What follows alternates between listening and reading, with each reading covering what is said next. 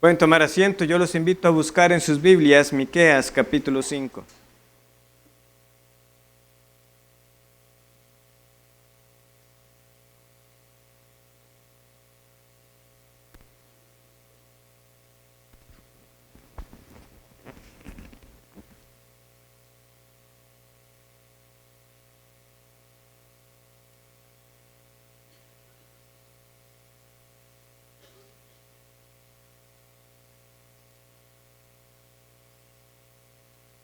El libro de Miqueas, capítulo 5, vamos a leer el capítulo completo, pero la exposición estará en los últimos 5 versículos, Miqueas 10 al 15. Pero leeremos todo el capítulo para tener el contexto de lo que hemos estado estudiando en estas semanas.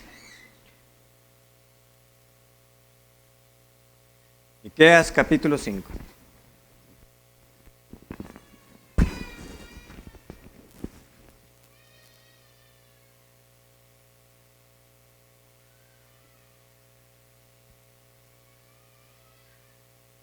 Dice así la palabra del Señor. Rodéate ahora de muros, hija de guerreros. Nos han sitiado. Con vara herirán en la mejilla al juez de Israel. Pero tú, Belén Efrata, pequeña para estar entre las familias de Judá, de ti me saldrá el que será Señor en Israel. Y sus salidas son desde los días de la eternidad. Pero los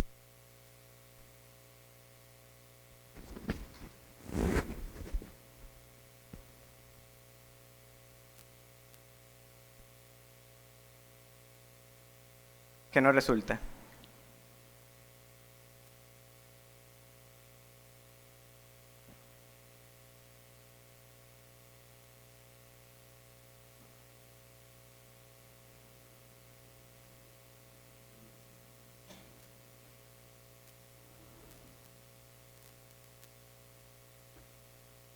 Pero los dejará hasta el tiempo que dé a luz la que ha de dar a luz, y el resto de sus hermanos se volverá con los hijos de Israel. Y él estará y apacentará con poder de Jehová, con grandeza del nombre de Jehová su Dios, y morarán seguros, porque ahora será engrandecido hasta los fines de la tierra. Y este será nuestra paz, cuando el asirio viniere a nuestra tierra, y cuando hollare nuestros palacios. Entonces levantaremos contra él 7 pastores y 8 hombres principales, y devastarán la tierra de Asiria a espada, y con sus espadas la tierra de Nimrod, y nos librará del asirio, cuando viniere contra nuestra tierra y hollare nuestros confines. El remanente de Jacob será en medio de muchos pueblos, como el rocío de Jehová, como las lluvias sobre la hierba, las cuales no esperan a varón, ni aguardan a hijos de hombres. Asimismo, el remanente de Jacob será entre las naciones, en medio de muchos pueblos, como el león entre las bestias de la selva, como el cachorro de león entre las manadas de las ovejas, el cual si pasare y hollare y arrebatare, no hay quien escape. Tu mano se alzará sobre tus enemigos, y todos tus adversarios serán destruidos. Acontecerá en aquel día, dice Jehová, que haré matar tus caballos de en medio de ti, haré destruir tus carros, haré también destruir las ciudades de tu tierra, y arruinaré todas tus fortalezas. Asimismo destruiré de tu mano las hechicerías, y no se hallarán en ti agoreros. Y haré destruir tus esculturas y tus imágenes de en medio de ti, y nunca más te inclinarás a la obra de tus manos. Arrancaré tus imágenes de acera de en medio de ti, y destruiré tus ciudades. Y con ira y con furor haré venganza en las naciones que no obedecieron.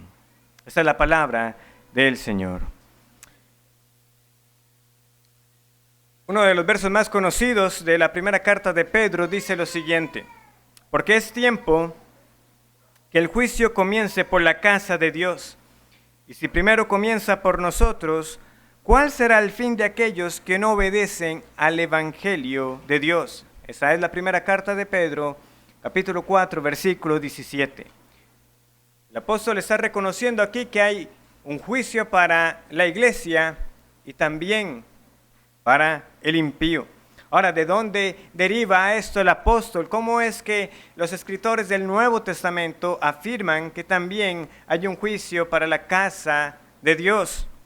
Bueno, sin duda lo hacen basándose en el mensaje anunciado desde antes por los profetas del Antiguo Testamento. Estamos leyendo aquí de que hay una destrucción que el Señor está anunciando. ¿A quién? Es a su pueblo. Es el último versículo, el versículo 15, donde luego el Señor habla de que ejecutará su venganza sobre todas las naciones. Ya veremos un poco más de detalle el sentido de ese texto. Pero los primeros 4 versículos, del 10 al 14, lo que están anunciando es el Señor diciendo: voy a destruir en medio de ustedes. El Señor así lo reveló y actuó de manera consecuente en el pasado. Israel debía entender que no solo las naciones paganas estarían sujetas a castigo, sino que Dios mismo trataría con ellos como su pueblo, porque no toleraría que ellos acudieran ya fuera al poder militar, a la hechicería o a los dioses falsos en lugar de acudir a Él. Como dice Calvino, comentando sobre este pasaje, aquí se presenta una advertencia muy necesaria para que los fieles sepan cómo deben ser preservados por la mano y el favor de Dios, incluso cuando sean despojados de toda su ayuda. Sí, incluso cuando Dios les quite todos estos impedimentos que de otra manera cerrarían el camino contra su favor. El Señor va en un sentido en esta destrucción a limpiar a su pueblo. ¿Para qué? Para que su confianza sea plenamente en Él, para que su dependencia sea plenamente en Él. Y como veremos, eso tiene claramente importancia, relevancia para nosotros hoy también.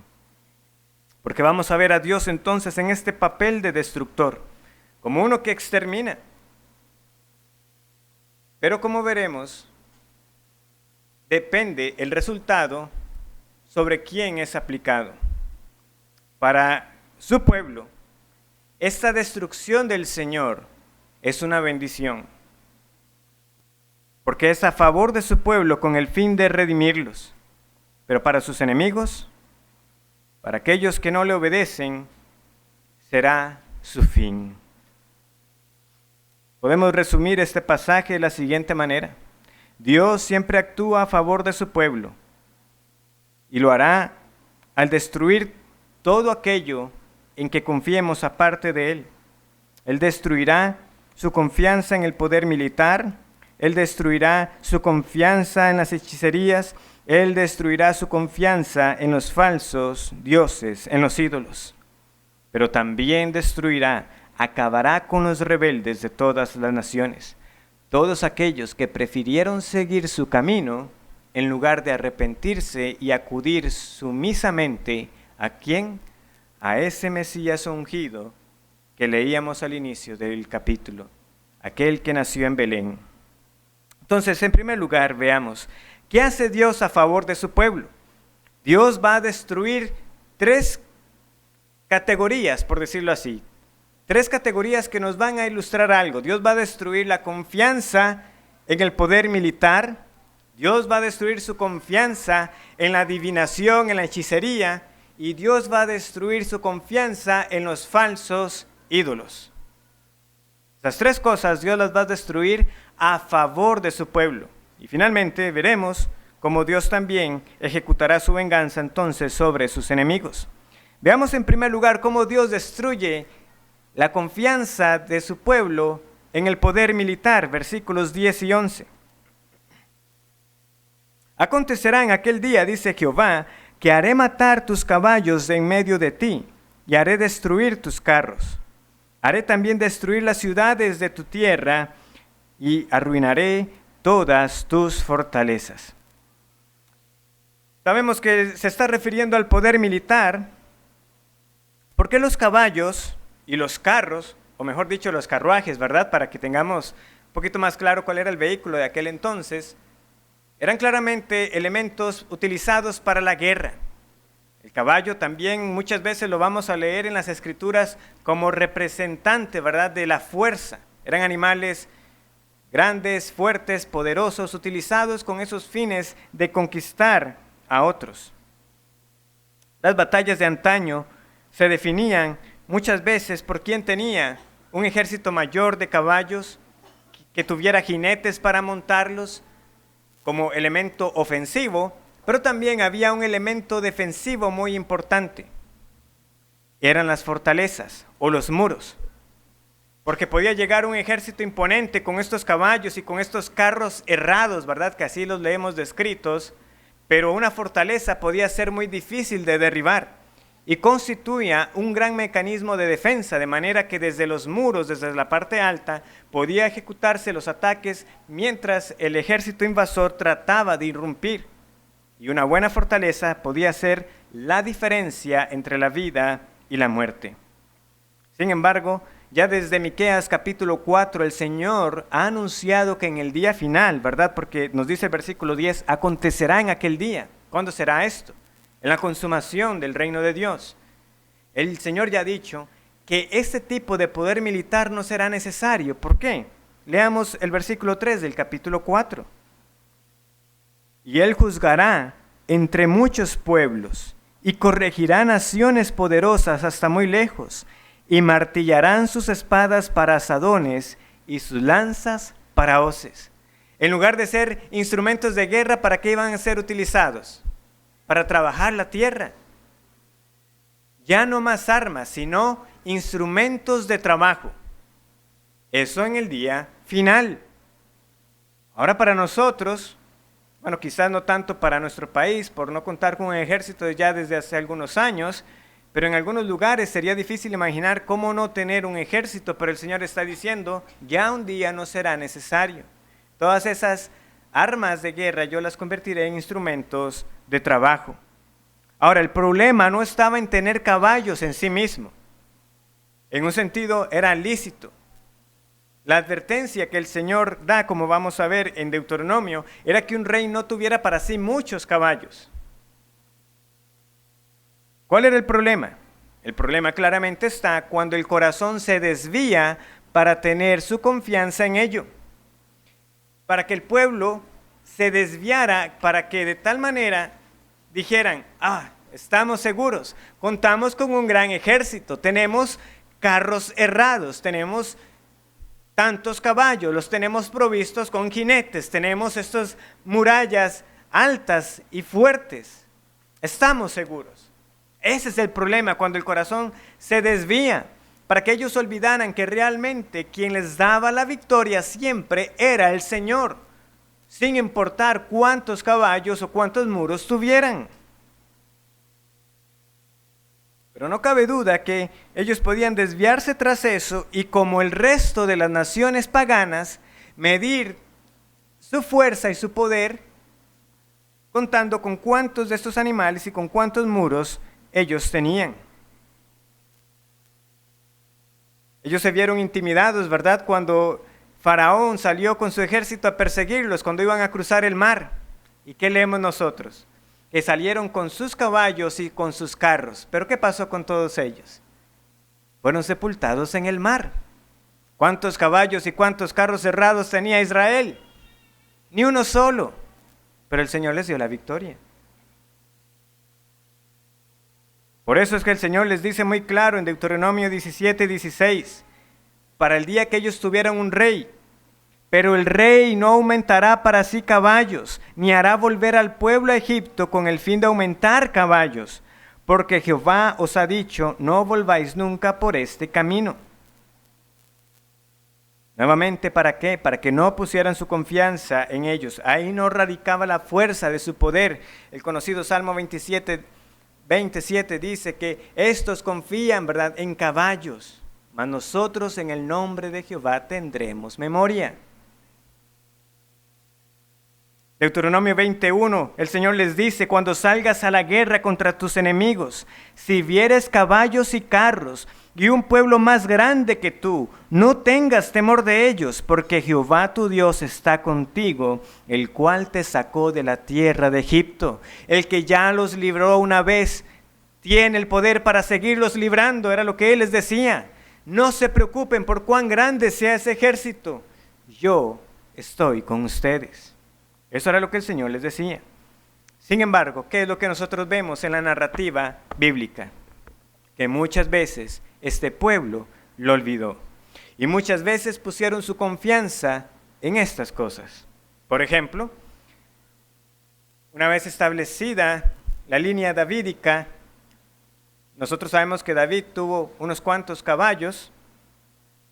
Su hijo Salomón no tuvo unos cuantos caballos. Nosotros leemos que tuvo 40,000 caballos. Algunos textos, en algunas versiones, ustedes pueden consultar, algunos dicen 12,000 caballos.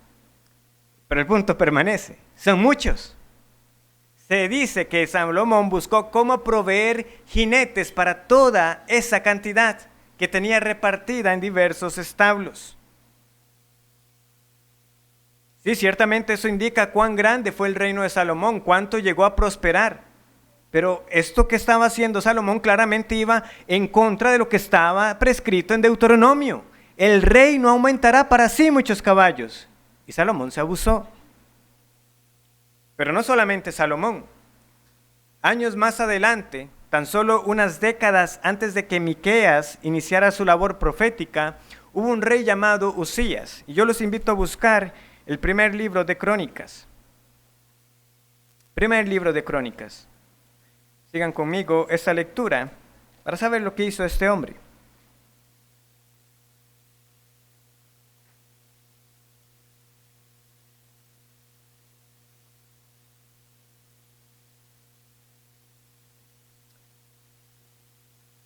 Disculpen, es el segundo libro de Crónicas, capítulo 26. Segundo libro de Crónicas.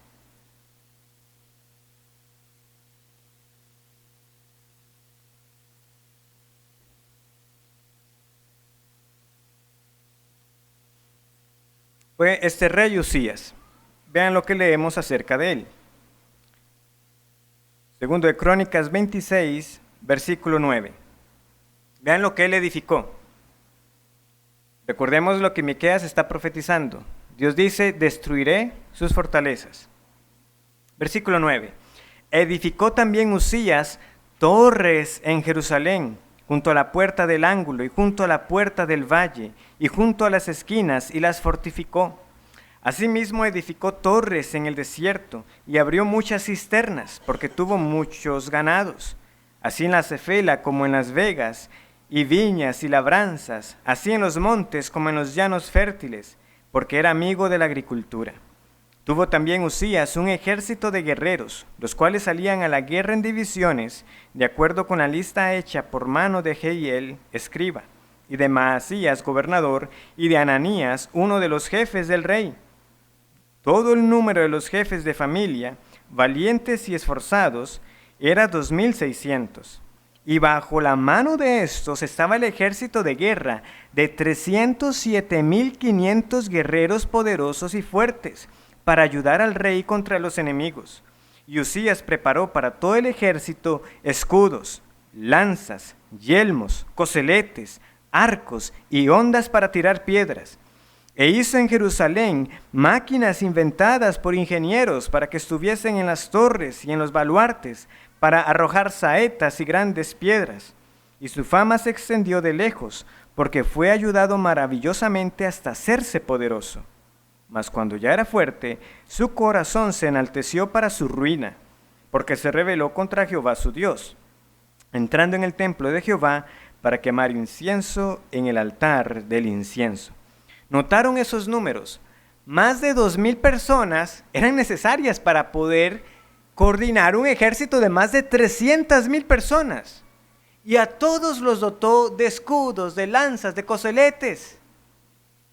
Era un ejército impresionante, y como si fuera poco, inventó una serie de máquinas, según se entiende, no la catapulta moderna, pero algún tipo de máquina inventó que era capaz de lanzar piedras. Y ya las fortalezas que también había fortificado. Era impresionante, pero vemos lo que pasó con este rey.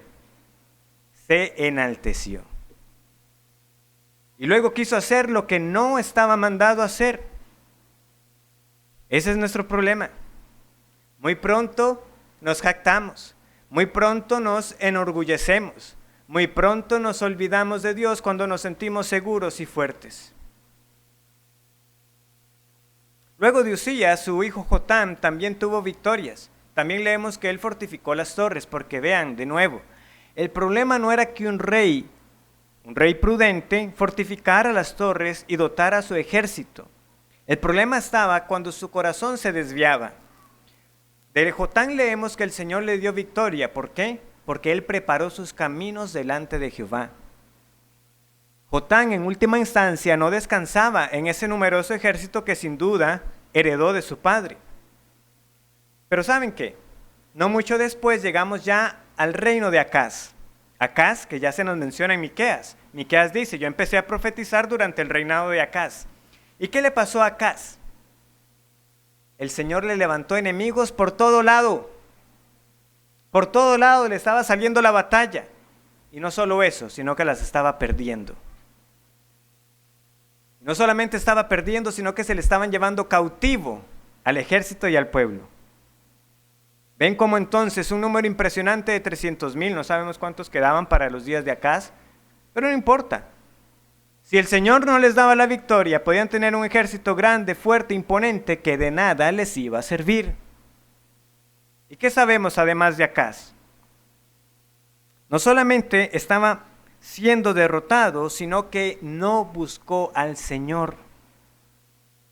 Nos dice el mismo segundo libro de Crónicas en el capítulo 28, versículos 22 y 23, que en aquel tiempo en que aquel le apuraba, uno de estos invasores, ¿qué hizo Acaz? Añadió mayor pecado contra Jehová, porque ofreció sacrificios a los dioses de Damasco que le habían derrotado. Bueno, como aquel pueblo me venció, quiere decir que aquellos dioses, que son más fuertes que Jehová, y le ofreció sacrificios.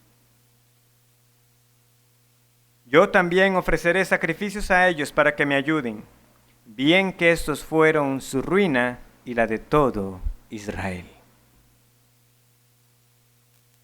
Pero no solamente vemos este pecado de apoyarse en los caballos o tener un ejército numeroso, ciudades amuralladas, sino también que lo vemos en la falta de fe en que el Señor podía librar. De nuevo, el rey podía aprovisionarse, luego podían poner su confianza en tener ese ejército numeroso.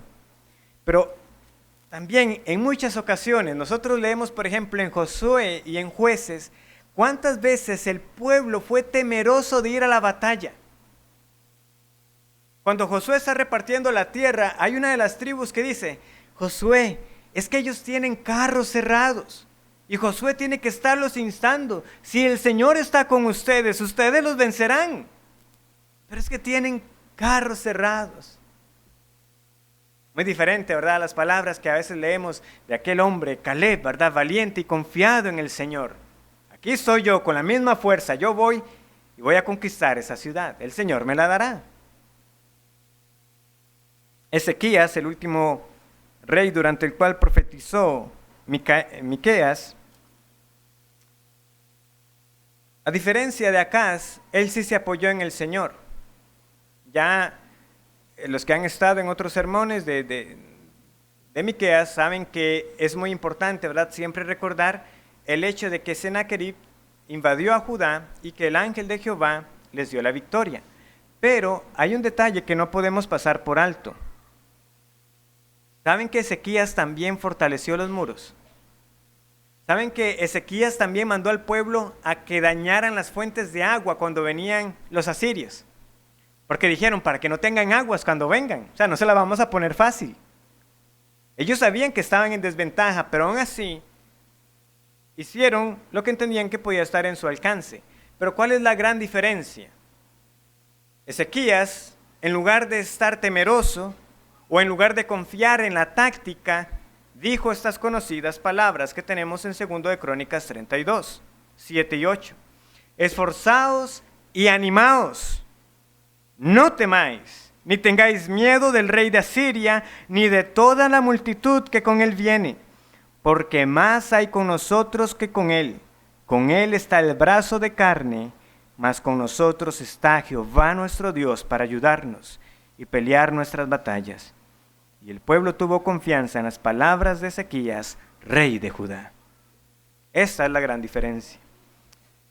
Pero la verdad, pocos reyes fueron como Ezequías. Y a decir verdad, esta falta de confianza en el Señor la seguimos viendo también hoy. Claramente ya no en caballos, porque yo sé que nadie aquí tiene caballos para proteger su casa, ni están levantando muros. Sin embargo, ¿cuántos se acuestan confiados porque tienen un sistema de alarma o porque le pusieron doble picaporte a la puerta o porque viven en una zona llamada segura,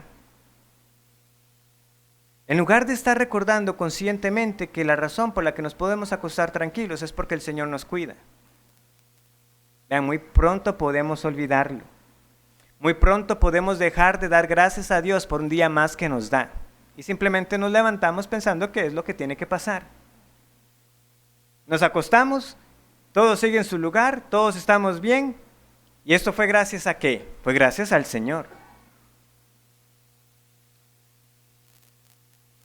Muy rápido podemos trastocar el orden apropiado y confiar más en los medios que el Señor nos da para que seamos prudentes y cuidemos a nuestras familias y nuestras vidas, que recordar que en última instancia nuestras vidas penden de la mano de Dios.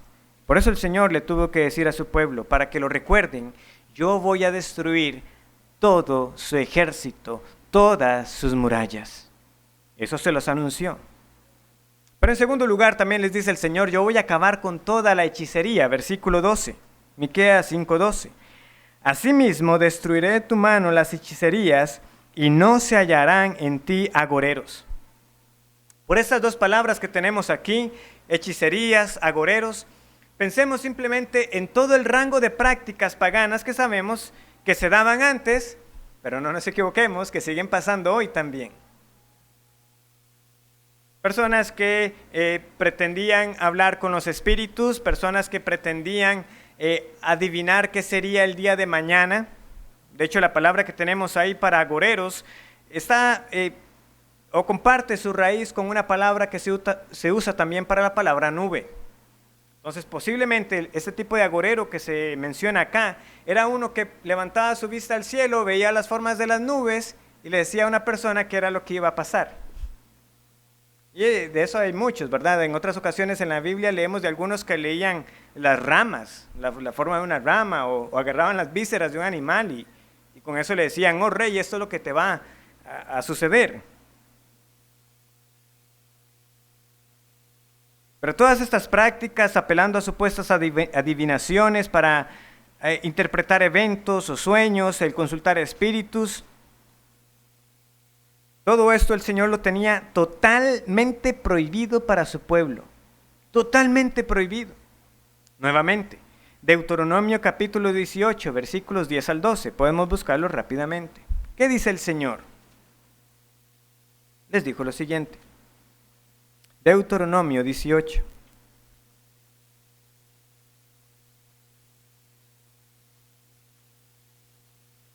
Dice así, versículo 10. No sea hallado en ti quien haga pasar a su hijo o a su hija por el fuego, ni quien practique adivinación, ni agorero, ni sortílego, ni hechicero, ni encantador, ni adivino, ni mago, ni quien consulte a los muertos, porque es abominación para con Jehová cualquiera que hace estas cosas. Y por estas abominaciones Jehová tu Dios echa a estas naciones de delante de ti. Perfecto serás delante de Jehová tu Dios. Y por si queda alguna duda, porque estas naciones que vas a heredar, a agoreros y a adivinos oyen, mas a ti no te ha permitido esto Jehová tu Dios. No. No tenía que buscarse más explicación, el Señor les dijo, no les está permitido. Sin embargo, cuando nos adelantamos en el tiempo y llegamos a los días de Saúl, ¿qué sabemos que pasó? Sabemos que Saúl eventualmente llegó a consultar a una adivina, pero esa adivina se estaba escondiendo, estaba oculta. ¿Por qué? Porque leemos que Saúl había hecho algo que en general estaba bien, era conforme a la voluntad de Dios. Él mandó a echar a todos los adivinos. Pero es aquí donde uno debe preguntarse. Si Saúl mandó eso, ¿qué debemos entender? Que habían agoreros y adivinos en la tierra de Israel, cuando no tenían que haber. Y eso fue tan evidente para Saúl antes de que se perdiera por completo, que él los mandó a echar. Sin embargo, eventualmente él también los consultó y buscó a esta adivina en su desesperación y pecado cuando ya el Señor no le respondía. Entonces quiere decir que el pueblo claramente, así como con los caballos y con las fortalezas y con los carros, desobedeció. En lugar de confiar en la revelación y la palabra del Señor, estaban acudiendo a estos espíritus falsos, claramente también muchos de ellos guiados por las fuerzas del maligno para engañar.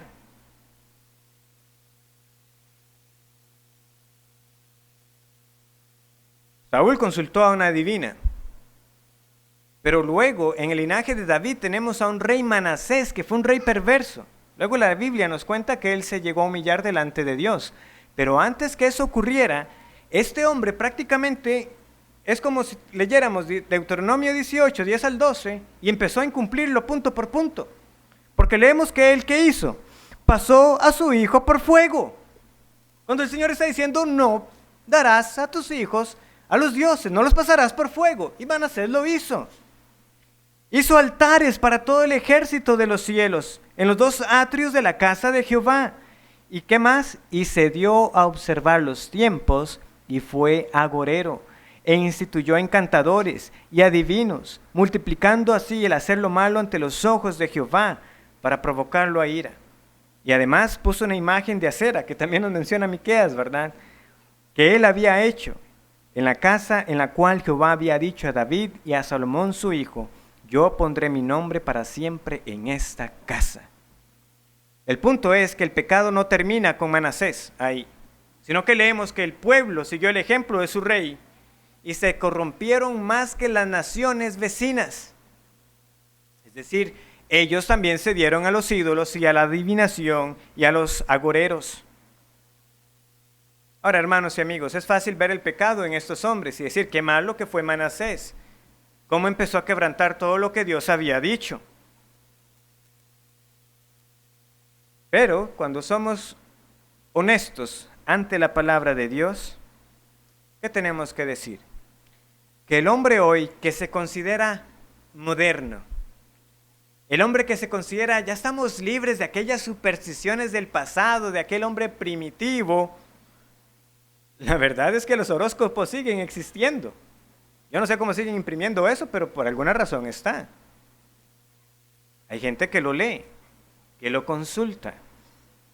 Todavía sigue existiendo gente que se hace llamar a sí mismas astrólogas o astrólogos.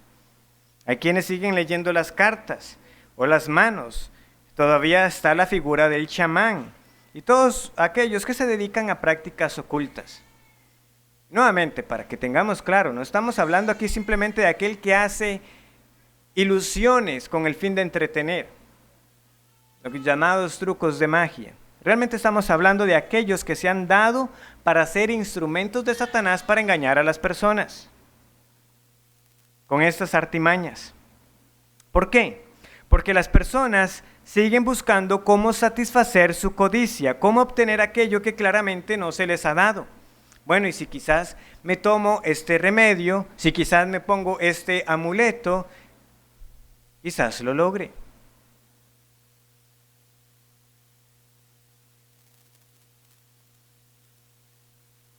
Quizás si alguien me dice cuál fue el sentido de este sueño, pues me puede decir el número que tengo que jugar en la lotería. Y de eso sigue pasando. Supersticiones. Buscando cómo confiar en algo fuera de la revelación que el Señor nos ha dicho. ¿Por qué? Porque eso no me basta. Yo quiero un camino más corto. Quiero un camino más fácil. Pero no solamente están estas viejas costumbres paganas, también tenemos que hablar hoy de una especie de profeta más respetable, los llamados expertos. Porque cuando lo dice un experto de una universidad que yo no sé dónde está, pero es que lo dijo fulanito de tal universidad, y se pusieron a investigar y sí, dentro de tantos años se va a derretir todo el hielo, o se van a acabar los recursos naturales, o qué tal práctica o alimento es dañina para la salud. Y conste, no estoy diciendo que no debamos ser precavidos e informados. Lo que estoy diciendo es que somos más dados a creer en primer lugar cualquier cosa que aparezca publicado en nombre de un experto, a dar crédito y a confiar en lo que Dios ha dicho. Porque la verdad es que muchos han dicho muchas cosas que no han pasado, y no estoy menospreciando el conocimiento y el estudio que algunas de estas personas puedan tener. Mi problema y lo que quiero señalar aquí es la pretensión de atribuirse el anunciar lo que será en el futuro cuando eso solamente le corresponde a Dios. Y eso es mucho más grave cuando sucede en la iglesia, cuando también hombres, y hay que decirlo, mujeres, se levantan diciendo Dios me ha dicho. O cuando le dicen a las personas, diga estas palabras, o repítalo, o diga después de mí, como si eso fuera una forma de invocar cierto favor del Señor, cierta bendición, como de obligar a Dios ahora que tiene que actuar de cierta forma. Cuando en realidad lo que están haciendo es usar el nombre del Señor en vano, y es también en el fondo una falta de fe, porque no creemos que lo que Dios nos ha dicho en su palabra es suficiente. En el fondo, solo Dios conoce todo lo que ha sido, lo que es y lo que será, y también aquello que pudo haber sido. Él es el que muda los tiempos y las edades, quien quita reyes y pone reyes, el que da la sabiduría a los sabios y la ciencia a los entendidos, como dice Daniel 2:21. Pretender que uno o alguien más pueda saber lo que será, aparte de lo que ya tenemos en la revelación divina, es atribuirse lo que es dominio exclusivo de Dios. Nos basta con lo que Dios ha dicho en su palabra, o usted está buscando a alguien que le dé un extra, algo más que me ayude. ¿Será que usted pasa temeroso del mañana? ¿Es usted vencido por la ansiedad y necesita que alguien le venga a decir, vea, esta es la decisión que debe tomar? Ese alguien que le venga con una revelación adicional y tomar eso como esta es la respuesta del Señor, cuando quizás su voluntad ya está aquí para ser consultada. ¿Por qué es que tememos tanto a las decisiones y a lo que nos va a suceder y estamos siempre buscando cómo obtener algo más que nos diga qué es lo que va a pasar? Es olvidar que Dios es soberano sobre nuestra vida. Si estamos confiando en el Señor y hacemos su voluntad, lo que nos venga siempre está bajo su control. Por eso el Señor les tiene que decir a los hechiceros y a los agoreros, yo los voy a destruir, confíen solamente en mí. Y en tercer lugar, Dios va a destruir a los ídolos. Versículo 13.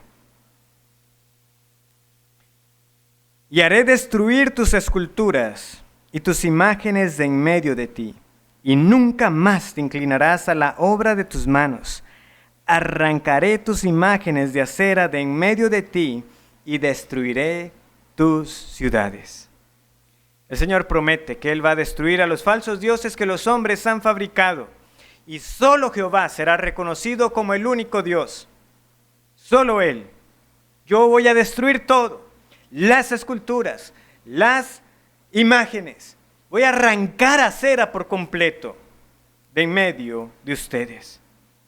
El profeta sigue anunciando destrucción, pero de nuevo es una destrucción que es para nuestro bien. Sin caballos, sin carros, sin fortalezas, sin adivinos, sin agoreros y ahora sin ídolos. Dios quitará todo lo que estaba siendo un impedimento para esa adoración pura y exclusiva a Él, para ese servicio enteramente entregado en dependencia a Él. Y este es el remedio definitivo. Dios dice, yo voy a quitar a los dioses ajenos. ¿Por qué? Porque Él dijo, no tendrás dioses ajenos delante de mí. Y el Señor dice, y yo lo voy a hacer por ustedes. Yo voy a quitar esos dioses ajenos. Los voy a aniquilar por completo. ¿Por qué? porque Dios no necesita que lo defendamos. Y Dios tampoco está obviamente a la espera de que no seamos nosotros los que acabemos con toda la idolatría. Recuerdan el relato también que tenemos en el primer libro de Samuel, después de hecho de un acto de superstición, que el pueblo se llevó el arca. Tenía eso en las notas, no lo olvidé decirlo antes. Ellos también salieron a la batalla confiados porque tenían el arca. Siempre me causa un poco de gracia porque los filisteos se asustan y dicen, ahora sí trajeron el arca, seamos valientes, y ganaron. Pero ¿qué pasó con Dagón? Amaneció tirado y luego amaneció sin cabeza y sin brazos. Y luego el pueblo estaba como loco, ¿verdad? Se estaban pasando el arca de un lado a otro porque donde quiera que estaba se enfermaban. ¿Quién estaba haciendo todo eso? El pueblo, no, el Señor. Para mostrar que Él era el único Dios verdadero. De hecho, los filisteos cuando regresan el arca, ellos se están poniendo como una prueba. Están diciendo, si estos bueyes realmente se van recto, ¿verdad? Si no se desvían, sabremos que es mano del Señor. ¿Y qué pasó? Los bueyes se fueron rectos, sin desviarse.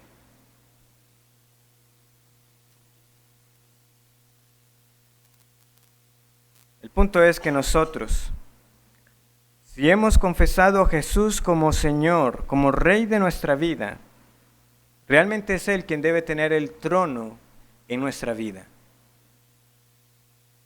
Tenemos que estar constantemente luchando contra esos ídolos que pasamos fabricando constantemente. Pero hermanos, no desmayemos. El Señor dice, llegará un día en que yo los voy a destruir por completo. Y esta es una bella promesa que los profetas menores repiten con constancia, empezando con Oseas. Yo quiero que lo busquemos porque es un pasaje sumamente conmovedor como es expresado. Oseas capítulo 2.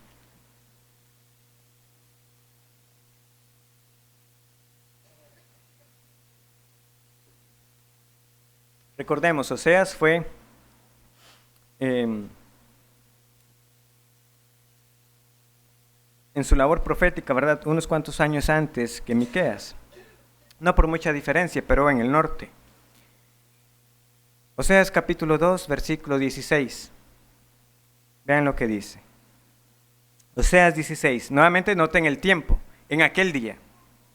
Dice, en aquel tiempo, dice Jehová, me llamarás Ishi, y nunca más me llamarás Baali, en referencia a Baal, esa deidad falsa, ¿verdad?, que constantemente leemos en el Antiguo Testamento. Porque quitaré de su boca los nombres de los Baales, y nunca más se mencionarán sus nombres.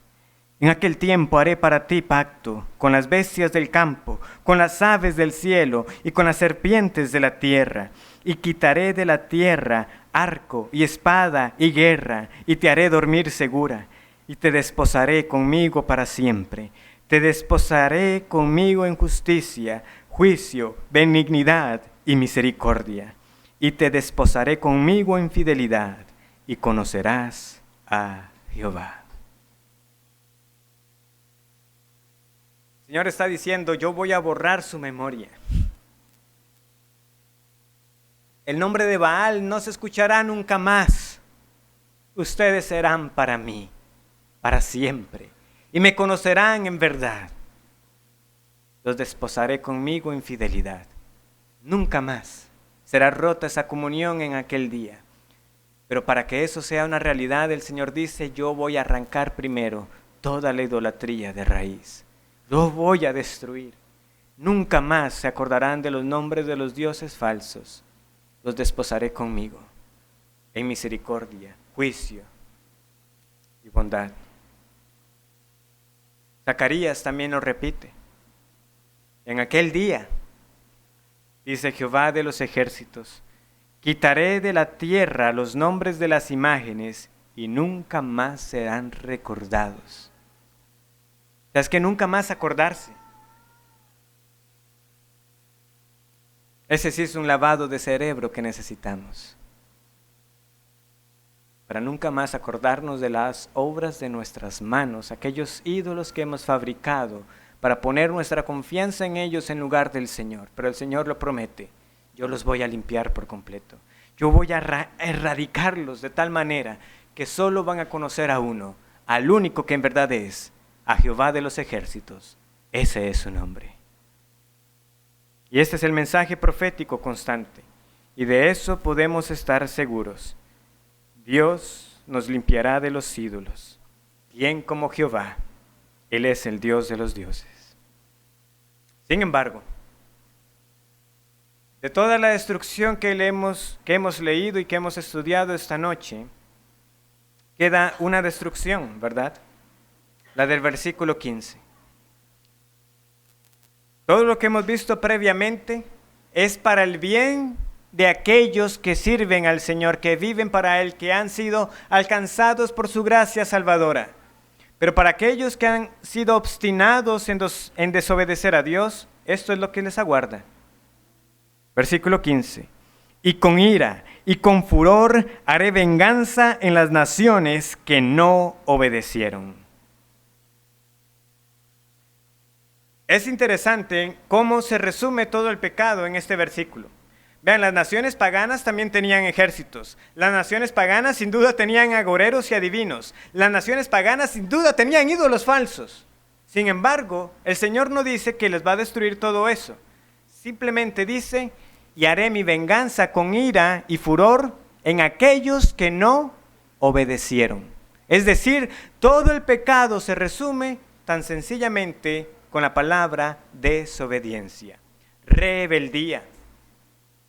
Y es por eso que todos aquí que no se han arrepentido de sus pecados deben temer. Porque cualquiera que esté confiando: es que yo no soy como esas naciones paganas, yo no sirvo a imágenes, yo no me arrodillo ante ellas, yo no paso consultando a brujas o a chamanes, yo no tengo mi confianza en mis fuerzas. El punto es: ¿vive usted en obediencia a Dios? Porque si no es así, el día de la venganza de Jehová le aguarda. Es una venganza contra los desobedientes. La prueba de la fe. Si usted dice que profesa fe en el Señor, si usted dice amar por Dios, es muy fácil. ¿Es su vida caracterizada por la obediencia o por la desobediencia? No se trata de que usted viva intentándolo lo mejor que puede, pero concediéndose, por otro lado, algunos pecados que yo intento hacerlo lo mejor que pueda, vivir sin problemas con nadie, tratando de aplicar lo que veo en la palabra de Dios, pero hay ciertas áreas que esas definitivamente yo no voy a ceder en ellas. Desobediencia, rebeldía. La vida abnegada. La negación de uno no considera unos mandatos como opcionales, sino que se entrega enteramente para hacer todo lo que el Señor dice.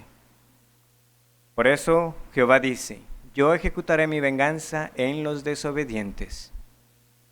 La obediencia a Dios no es opcional. A los que Él salva, los salva para que les sirvan a Él. Notemos cómo lo hace además, porque Él dice que lo hará con ira y con furor. Como señala un comentarista, cuando leemos la palabra venganza, a veces ciertas imágenes nos pueden venir que no son apropiadas aplicarlas a Dios claramente. Porque Dios, cuando habla de venganza, Él no está hablando de un desquite o de una revancha, de una represalia o de un castigo excesivo simplemente por querer ser excesivo. No, Dios no es vengativo en ese sentido. No es como nosotros cuando reaccionamos pecaminosamente, ¿verdad? Porque nos dice la palabra que la ira del hombre no obra la justicia de Dios. Me hicieron algo y ahora tome de vuelta. Así no es la venganza de Dios. Dios no actúa de manera reactiva. Él no reacciona a lo que al hombre le hace. Él no se desquita en un arrebato emocional. Debemos tener cuidado de pensar de que Dios simplemente se deja llevar por su ira. Y sin embargo, la Biblia nos habla constantemente de la ira de Dios. Dice el Salmo 7 que Dios está irado contra el impío todos los días. Dice el Salmo 94, el salmista está clamando, Dios de las venganzas. Dios de las venganzas. Y no solo eso, es que el Señor mismo dice, mía es la venganza. Yo retribuiré. Yo daré el pago. Dios como juez es quien tiene potestad para ejercer el juicio y quien dictamina la sentencia. Pero no nos equivoquemos. El hecho de que Dios no simplemente cuando habla de su venganza no se trata de un desquite o de una especie de arrebato emocional en Dios, es terrible, porque es su respuesta justa ante el pecado del hombre. Y por esa razón es que las Escrituras dicen que horrenda cosa es caer en las manos del Dios vivo. Ciertamente será una venganza con ira y furor. Usted no quisiera estar ahí. Y sin embargo, muchos se están conduciendo precisamente para ser merecidamente y justamente los objetos de la ira de Dios. No piense que por fin y destrucción que leemos aquí, que es que cuando usted se muera todo se acabó. Que es que bueno, los que sí son salvos y van al cielo, pero los demás simplemente nos morimos y ahí acabó todo. No. La Biblia es muy clara de que hay un juicio final y después de eso, en ese ejercicio santo de la justicia de Dios, viene la muerte segunda, que es la condenación eterna, el lloro y crujir de dientes. Y nadie está exento, porque dice el Señor que hará su venganza en las naciones que no obedecieron. ¿Por qué? Porque Jehová no es solamente el Jehová de Israel, Él es el Dios de toda la tierra. No hay como Él, independientemente de que las personas quieran reconocerlo como Dios o no, Él es Dios. Y en el día final, en el juicio final, así lo reconocerán todos aquellos que le desobedecieron. No nos corresponde a nosotros vengarnos. Pablo luego nos dice que dejemos toda venganza a Dios, pero esa venganza vendrá. Entre tanto, somos instrumentos en las manos de Dios, como vimos la semana pasada, para anunciar el Evangelio, para ser testigos de Cristo. Y para unos seremos aroma de vida, pero para otros seremos en las manos de Dios esos instrumentos, esa fragancia de muerte para aquellos que escuchando no creen. Y serán aún más responsables, tendrán mayor responsabilidad delante de Dios. Con esto concluimos la exposición del pasaje. Es tiempo para unas breves aplicaciones. La primera pregunta que tengo para ustedes es, ¿y usted en qué confía? ¿Dónde está su confianza? Sé que muchos pueden estar en sus cabezas pensando, bueno, yo sé que la respuesta correcta debe ser que mi confianza está en Dios. Pero es así, en realidad. Reitero lo que dije antes en el sermón. Es fácil leer este pasaje y criticar al pueblo de Israel, a la nación de Judá, por sus pecados constantes de confiar en los poderes militares, en los hechiceros y en los ídolos. Pero simplemente cambie esas cosas por los ídolos de estos días. Cámbielo por su pecado de orgullo, por su pecado de autoconfianza. Cámbielo por su pecado de vanidad. Cámbielo por su pecado de ansiedad. Cámbielo por cualquier otro ídolo de su corazón. Porque en el momento que hacemos de las cosas buenas que Dios nos da objetos de nuestra adoración, tenemos ídolos de los cuales debemos arrepentirnos. ¿Cuáles son esos dioses falsos que deben ser derribados en su vida para que su falsa seguridad sea destruida? ¿Ha hecho usted un ídolo de la comida que el Señor le da todos los días y abundantemente? ¿Ha hecho usted un ídolo del entretenimiento? ¿Ha hecho usted un ídolo de las cosas materiales? ¿O ha hecho de otras personas sus ídolos? Aunque usted diga que tiene una gran admiración, realmente usted está idolatrando a esa persona. Dios nos limpiará. Si somos de su pueblo, tengan por seguro, Dios nos estará también ahora mismo actuando con nosotros para limpiarnos de esos ídolos que se levantan. ¿Por qué? Porque Cristo lo expresó en la parábola de la vid, que el Padre limpia los pámpanos para que lleven mucho fruto. ¿Está viendo usted fruto en su vida, producto de la predicación? Si en el presente Dios tiene que quitarnos el trabajo, si Dios tiene que quitarnos una casa, si Dios tiene que arrebatarnos a seres queridos, o si tiene que dejarnos pasar por un periodo de una gran estrechez económica, o tiene que dejarnos pasar por un gran periodo con una enfermedad crónica que nos va desgastando día con día y uno no ve cuándo podrá ser libre de esa enfermedad, si eso nos acerca más a Dios, que así sea. Que Dios quite de nosotros lo que tenga que quitar para que nosotros podamos decir con una limpia conciencia y en verdad que mi confianza está en Dios. Que venga y destruya en nuestras vidas lo que tenga que destruir.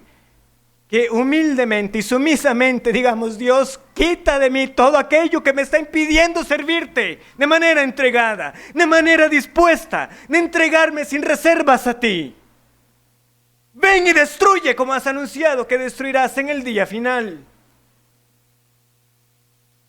Pero ¿cuántos oramos así? ¿Quién ha orado así en su vida? Pidiendo y clamando: Señor, quita de mi vida lo que tengas que quitar para que yo te ame y te sirva cada día más. ¿Por qué? Porque nos aferramos a cosas, nos aferramos a personas. Pareciera que no estamos dispuestos a conceder de aquello mismo que Dios nos ha dado. Podemos recitar las palabras de Job muy fácilmente. Jehová dio, Jehová quitó, sea el nombre de Jehová bendito. Pero luego viene la prueba para realmente saber si podemos decir: Jehová quitó, sea su nombre bendito. ¿Por qué? Porque si Dios destruye, si Dios quita de nuestra vida lo que tenga que quitar ahora, con el fin de acercarnos más a Él, con el fin de que nos aferremos más a Cristo, que pongamos nuestra mirada en el autor y consumador de la fe, bienvenido sea, es una bendición. Porque es preferible eso, que morir en esta vida disfrutando de las muchas cosas que Dios da, de lo que la gente llama la buena vida, pero ser destruido en el final. Y sin embargo, eso es lo que muchos esperan. Disfrutando de las cosas, no le dieron gracias ni gloria a Dios, hasta en el día final, cuando tengan que reconocer a Jesucristo como único Señor y doblen su rodilla para ser juzgados y condenados por la eternidad. Y algo más. Si bien para los que están en Cristo, en el día final seremos completamente libres de los ídolos, ya ahora como creyentes, por la obra de Cristo se nos ha dado el Espíritu Santo para que desechemos las obras de la carne. No se confíe, sería muy errado pensar: sí, en el día final el Señor me va a quitar todos los ídolos y ahora mismo no está haciendo nada para machacar, para mortificar su carne y para derribar esos ídolos. Porque Cristo no solamente fue a la cruz para darnos el perdón de pecados, sino también para darnos su Espíritu para que tengamos victoria sobre los pecados hoy. Y las obras de la carne que Pablo menciona en Gálatas incluyen, y hace un tiempo recuerdan que tuvimos series detalladas sobre eso: idolatría y hechicería. ¿Y dónde está eso? En Gálatas, en el Nuevo Testamento. Es que estos pecados de hechicería e idolatría no son del Antiguo Testamento. Pablo lo tuvo que escribir para la iglesia en aquellos días y sigue siendo relevante para nosotros hoy. Porque de nuevo sería un grave error pensar que alguien diga aquí: bueno, qué bueno ese sermón, está apenas para aquellos que confían en amuletos, aquellos que están leyendo los horóscopos, para aquellos que agarran una maleta a las 12 de la noche para recibir el año. No se confíe, porque usted no sale peregrinando cada año a venerar una piedra. Si usted no vive en obediencia a Dios, el día de la venganza le aguarda y hará su venganza contra las naciones que le desobedecieron. Vean, Samuel en última instancia acudió a la adivina en Endor. Pero antes de acudir a la adivina, ¿qué fue lo que pasó en la vida de Saúl? Desobedeció. Yo sé que muchos conocen estas palabras que le dijo Samuel. Porque como pecado de adivinación es la rebelión, y como ídolos e idolatría la obstinación. Por cuanto tú desechaste la palabra de Jehová, Él también te ha desechado para que no seas rey. Si usted desecha la palabra, compartirá su destino con los hechiceros y con los idólatras. ¿Por qué? Por desobediente. Porque esa es la raíz del pecado, la transgresión de la ley de Dios. Dios ha dicho una cosa, pero usted hace otra, porque usted prefiere su propio camino, se cree más sabio que Dios. Pero Dios no tiene rival, y Dios se vengará de los desobedientes, y su ira está sobre todos aquellos que se han rebelado. Y en aquel día ningún Dios falso, ninguna potestad demoníaca le podrá salvar. La única salvación está en aquel rey mesiánico que leímos aquí, que fue prometido, en aquel que nació en Belén. Hay esperanza si usted se rinde humildemente a Cristo como su Señor. Él es rey triunfante, y cuando Él salva en verdad. ¿Para qué? Para ser rey en nuestra vida y de esta manera derribar los ídolos que son obstáculo para vivir esa vida plena para el Señor. Oh, que quite el Señor de nosotros toda idolatría, toda hechicería, toda vana confianza, que dependamos plenamente en Él, que reflejemos al mundo dónde está nuestra esperanza. Oremos.